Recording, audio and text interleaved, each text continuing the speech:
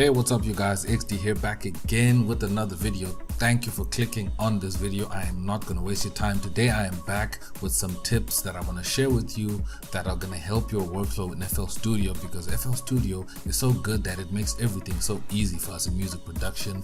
You get to producing so quickly. If you're new here to the channel, welcome, consider subscribing. I have a lot of great content that you can enjoy that will improve your music production. So let's jump into the first tip that I have for you guys. And the first tip that I have for you guys today is gonna save you a lot of CPU when you're working. Most of the time when you have a lot of stuff stacked on your FL Studio, you end up running into CPU problems. Here in the playlist section, you are now able to consolidate tracks. By consolidating tracks, it means that you can render out any track that you want here into a WAV file, and then you can just play back as a WAV instead of playing it back, you know, as normal MIDI data. That's going to take out a lot of CPU in your performance. So how you can do this is fairly simple. Now you can just right click on the track, come here to consolidate this track, and you can choose from track start or from song start. From track start means that when the sound starts playing. So for instance, if you want to consolidate this sound over here, this sound that's starting here, so you can consolidate it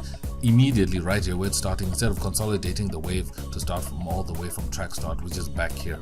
So if I select this and say consolidate from track start like this, it's gonna pop up this export window, and then you just click on start, and then it's gonna render it out like this, nice and quick. And then now you can see here we have a consolidated track, but we still have the original track muted of the original track that we and sound that we consolidated. So you can just hide this, then now you have something that's consolidated here. And that's my first tip that I have for you that will save you a lot of CPU when you're working with a much bigger project. Now the next tip that I have for you guys is having to use multiple arrangements.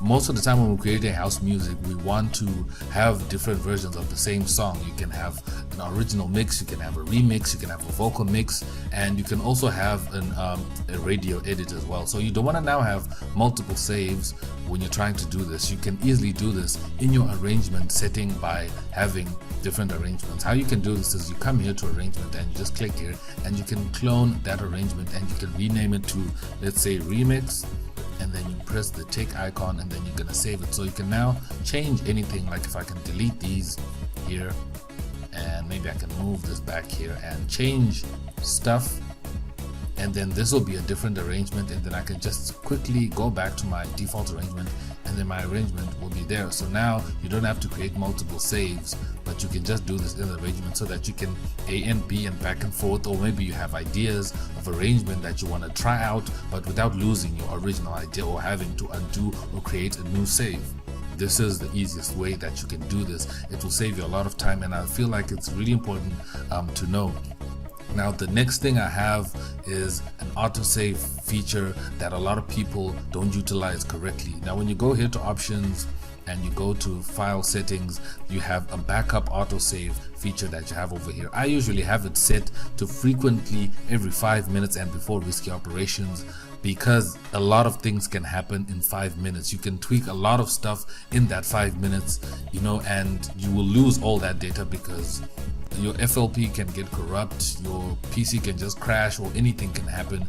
And on default, I think it's around rarely or occasionally every 10 minutes, but 10 minutes is too long, you know. So before risky operations means that it's gonna save every time you try and do something, or maybe you're loading a big plugin, or you're doing something, you know, really CPU intensive. It's gonna save for you, so you don't have to worry about, did I, you know, remember to save. You don't have to be under that pressure, but it will save. So that's another tip that I keep on, just to make sure that I don't lose, you know, anything. So the next thing is also here on this window here is the data folder. This is where all your files are going to be saved and your projects. So I would advise you to save all your projects in a separate folder that's in maybe on an external drive, because your main drive might actually crash and your Windows crash, and then you can actually lose all your data and all your projects. So it's always good to choose a data file and just browse to a file that you know it is on an external drive, so that if your main drive where your Windows is at dies, you can be able to have your files and your projects in a different drive. So that will really help you be safe and not lose all your projects and all your songs. Now my fifth and last tip is a simple one. It's just how to change your wallpaper on your FL Studio.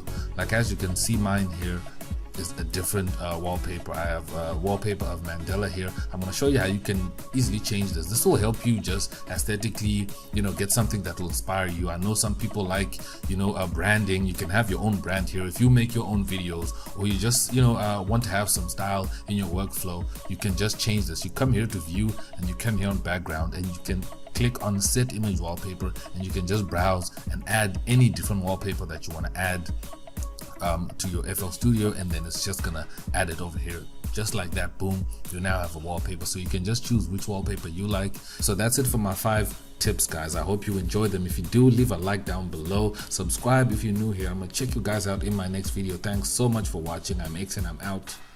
Peace.